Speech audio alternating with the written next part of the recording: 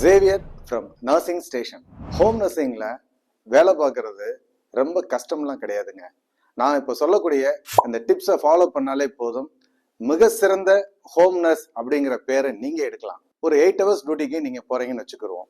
ஒரு உதாரணத்துக்கு மார்னிங் 9 இருந்து ஈவினிங் 5 o'clock வரைக்கும் நீங்கள் டியூட்டி பார்க்குறீங்க அப்படின்னா, இப்போ 9 மணிக்கு நீங்கள் டயத்துக்குள்ளே போனோம் அப்படின்னா ஒரு 5 minutesக்கு முன்னாடி பங்க்சுவாலிட்டியே போயிடுங்க.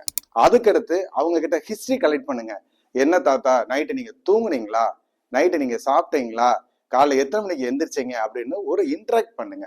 ஒரு ஃப்ரெண்ட்லி மூமெண்ட், ஒரு கம்ஃபர்ட் ஜோனுக்கு ஃபர்ஸ்ட் வாங்க. பர்சனல் ஹைஜீன் ஒரு குழந்தைக்கு நம்ம எப்படி நம்ம செய்வோமோ அதே மாதிரி அவங்களுக்கு காலை பணிவிடைகளை முடிச்சதுக்கு பின்னாடி அதுக்கடுத்து என்னங்க, சாப்பாடு. சில பேருக்கு நம்ம ஊட்டி விடுற மாதிரி இருக்கும், சில பேருக்கு தட்டுல கொடுத்துட்டோம்னா அவங்களே சாப்பிட்டுக்கிடுவாங்க, சில பேருக்கு ரயில் ஸ்டியூப்ல நம்ம ஃபீடிங் கொடுக்குற மாதிரி இருக்கும். இது உணவு. அதற்கடுத்து என்னங்க செய்ய போறோம், டாக்டர் அட்வைஸ் பிரகாரம் நம்ம மெடிசன்ஸை தப்பு இல்லாம ஒரு தடவைக்கு 2 தடவை செக் பண்ணி நம்ம மெடிசன்ஸை நம்ம கொடுக்க போறோம். அதற்கடுத்து என்ன செய்ய போறோம், நர்சஸ் நோட்ல அந்த ரெக்கார்ட்ஸ் அண்ட் ரிப்போர்ட்ஸ் அழகா நீங்க மெயின்டைன் பண்ண போறீங்க.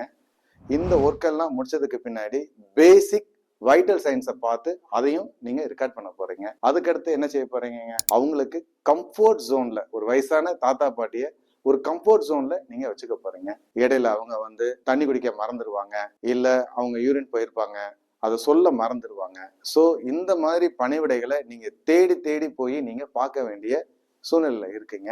ஈவினிங் 5 மணிக்கு உங்களுக்கு டியூட்டி முடியுது அப்படின்னா கண்டிப்பா ஈவினிங் கேர் கொடுத்துட்டு தான் நீங்க கிளம்பணும். உதாரணத்திற்கு 5 மணிக்கு நீங்க டியூட்டி முடிக்கிறீங்க அப்படின்னா ஒரு 4 o'clock ஈவினிங் கேர் கொடுத்து தலையில இருந்து கால் வரைக்கும், காலையில இந்த மாதிரி மார்னிங் கேர் நீங்க கொடுத்தீங்களோ அதே மாதிரி ஈவினிங் கேர் கொடுத்துட்டு தான் நீங்க கிளம்பணும். கிளம்பும் போது நீங்க மார்னிங் 9 o'clockல இருந்து 5 o'clock வரைக்கும் என்ன வேலை பார்த்தீங்க அப்படிங்கிறத பெர்ஃபெக்டா எழுதி, உங்களுக்கு இங்கிலீஷ்ல கம்ஃபர்டபுளா இருந்ததுன்னா இங்கிலீஷ்ல எழுதுங்க, இல்ல தமிழ்ல தான் எழுத தெரியும்னா தமிழ்ல எழுதுங்க.